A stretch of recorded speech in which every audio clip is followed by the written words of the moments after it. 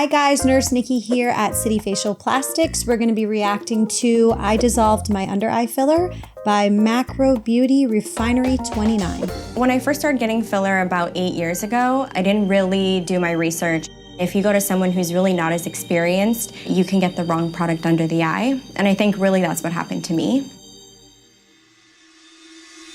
I didn't even know that I had filler migration. I just thought that I just needed to get more filler. So under eyes are becoming increasingly popular nowadays, and it's one of the procedures that I usually say no to. For a long time, there were no fillers that were FDA approved for the under eye area, and in February 2022, Juvederm Volbella XC was approved by the FDA and is currently the only filler used for that area. So the reason I say no to this is it's because it's actually very tricky to fill, and if you look at the anatomy of the eye, there's just a thin piece of skin, a thin piece of muscle, and then there's bone. So you really have to place the filler delicately and accurately without migration in that area. And that being said, you can be the best injector in the world and still have complications. It's really out of the hands of the patient and the provider. Sometimes these things just happen in this area. I'm Rachel, and I'm getting my under eye filler dissolved today. I started getting filler under my eyes at the age of 23. People would always ask me like, Rachel, did you sleep well? Are you okay? I decided to finally just do something about it, to feel more confident. I was actually really happy, and it was something that I was maintaining.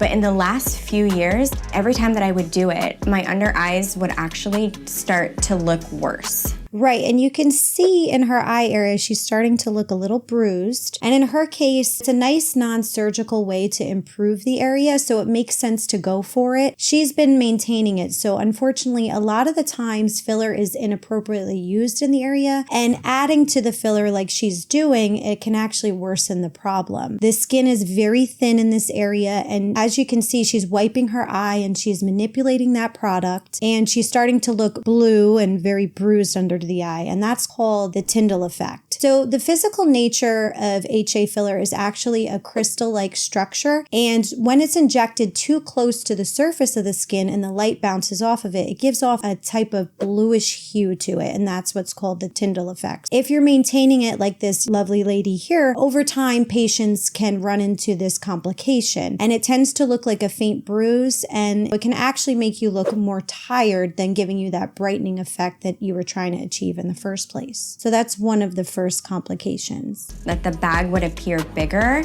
It's very purple, and it's actually because the filler is migrating. So today I'm here to dissolve my under eye filler. I'm Dr. Kay Duraraj. I'm a facial plastic surgeon in Los Angeles, California. I love Dr. K, by the way. She's great. My practice is Beauty by Dr. K, and I specialize in artistic treatment of faces. If you've had under eye filler and you can see a blue discoloration under the eye, kind of like a Venus lake, that is called the Tyndall effect. So if you can see your filler and you look more tired and more blue, you should probably get it fixed. Rachel, it's so nice to see you again in the office. We had talked before that you felt puffy, swollen, and noticed that your old filler was looking really prominent under your eyes. So another physical aspect of HA filler is that it's very hydrophilic, and that makes it not desirable for this area. It attracts a lot of water, and it can leave you looking very puffy. I personally had swelling as a huge complication of my own under eye filler, and part of the reason why was because of my lymphatic system. I suffer from seasonal allergies, and they're just super unbearable for me. And we all have a lymphatic drainage system. If you go to the doctor, they palpate your lymph nodes. Those actually branch off into your eyes. They collect viruses, bacteria, and if there's no infection, it gets drained out. And if there's infection, then the body goes to take care of it. So if there's a disruption there, it can be seasonal allergies like I have, salt intake, alcohol intake, and we put filler there, we run the risk of compressing those tiny little channels. So I always tell my patients, if you suffer from allergies, this treatment is not for you. So steer clear from that. The filler that you had in here were gel fillers. One of them is very hydrophilic. It sucks a lot of water content into the tissues, and that can create this long-term swelling issue. That filler should be adjusted and softened or dissolved.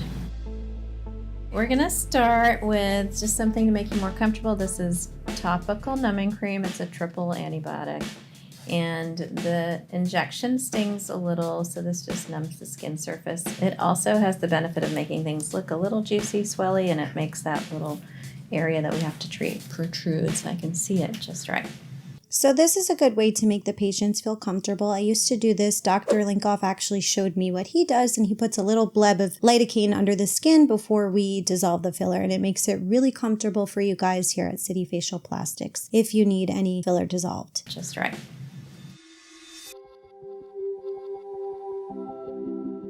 As part of my preparation, I will palpate and outline the area where the filler feels like it's conglomerated.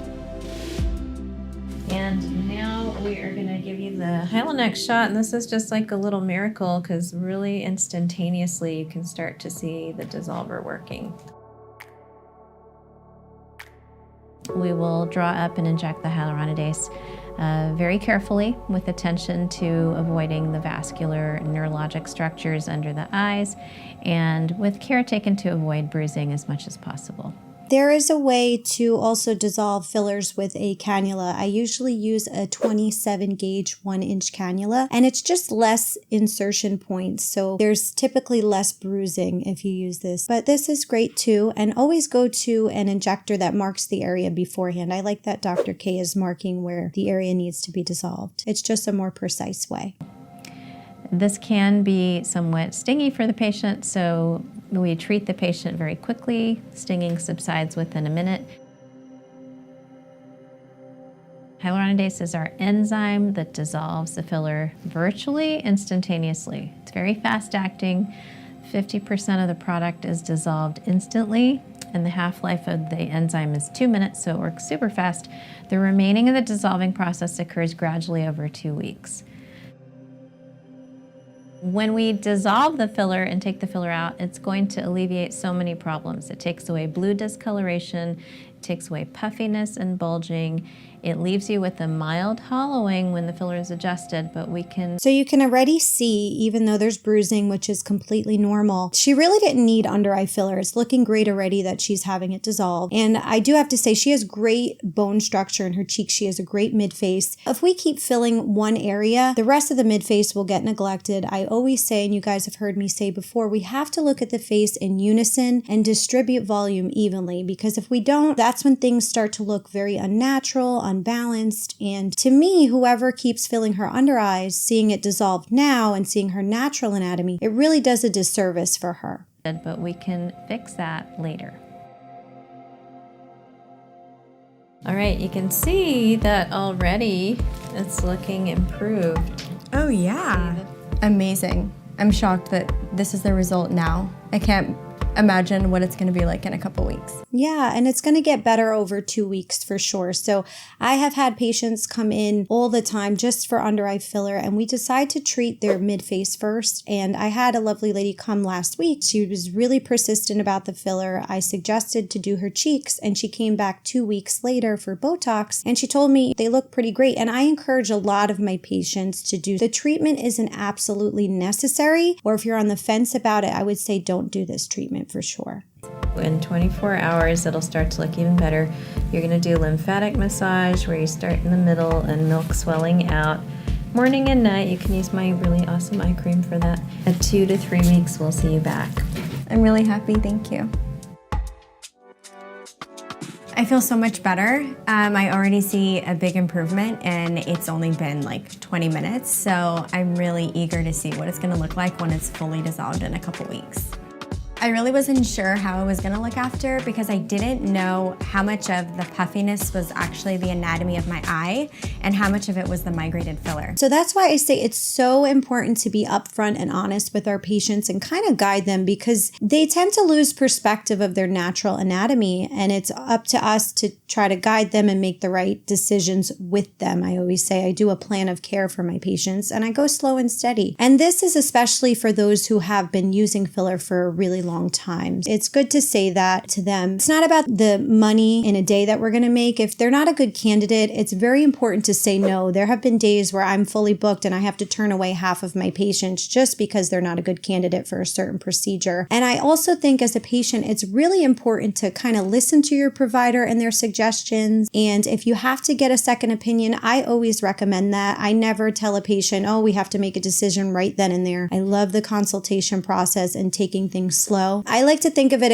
about it like you're going through something in your life and you need your best friend's opinion too. And I feel like that's how your relationship with your injector really should be. It should be one built on like trust and understanding. We're here to help and hear your concerns, and we're here to help, but within reason and if you're a good candidate. So I'm actually really happy that the majority of it, I believe, was the filler, because this eye without the bruising looks pretty flat. It's so important to do your research. When you are looking for someone to work on your tear troughs, please realize that currently there are no FDA-approved products for use in the tear trough area. So all of us have been placing filler in under eyes because of our experience. And if we have years of clinical experience, we can place it with accuracy, precision, and safety.